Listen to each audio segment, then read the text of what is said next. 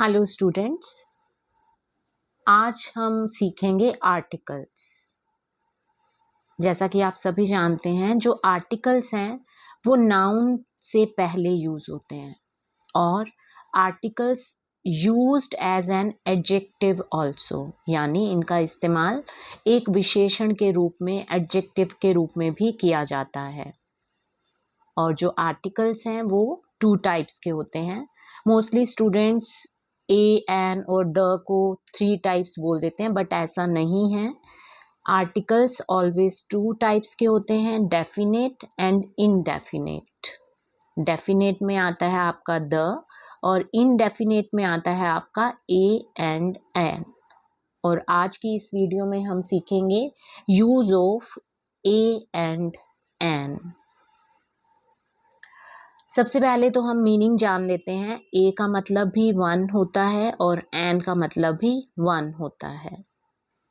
ए जो है वो भी सिंगुलर नाउन के साथ यूज होता है और एन भी सिंगुलर नाउन के साथ यूज होता है।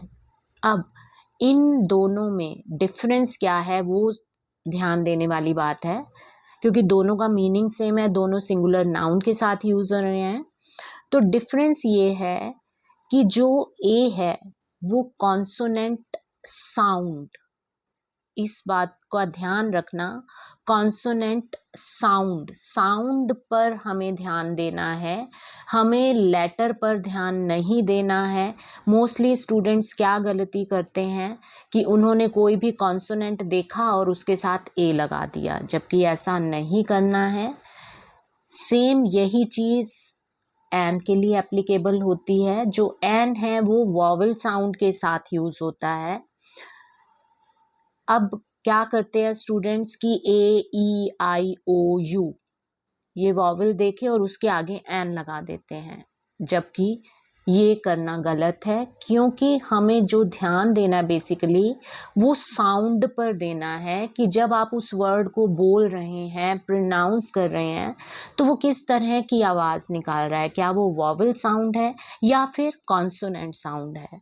तो हमें जो ध्यान देना है वो साउंड पर देना है, लेटर पर नहीं देना है।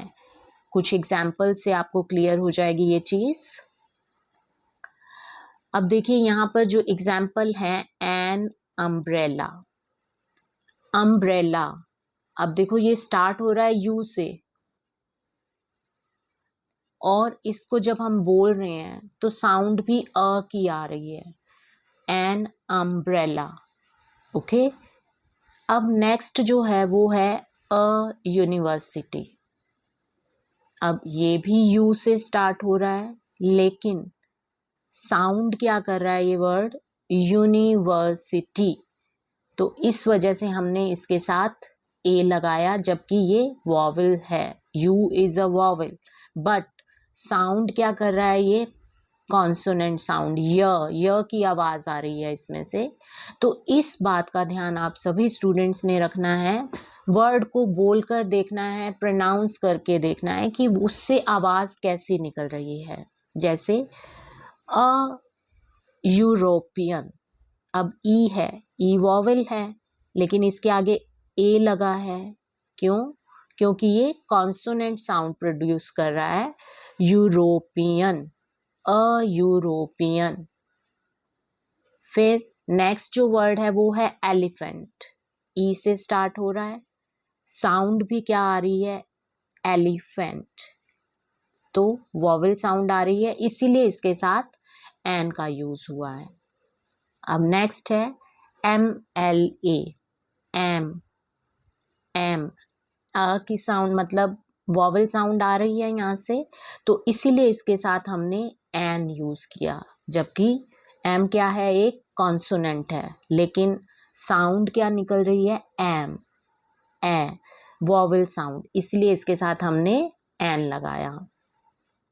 अब नेक्स्ट वर्ड है मास्टर, एम से स्टार्ट हो रहा है, कॉन्सोनेंट है, साउंड क्या प्रोड्यूस कर रहा है, मास्टर, म साउंड यानी कॉन्सोनेंट, तो इसलिए इसके साथ ए का यूज हुआ।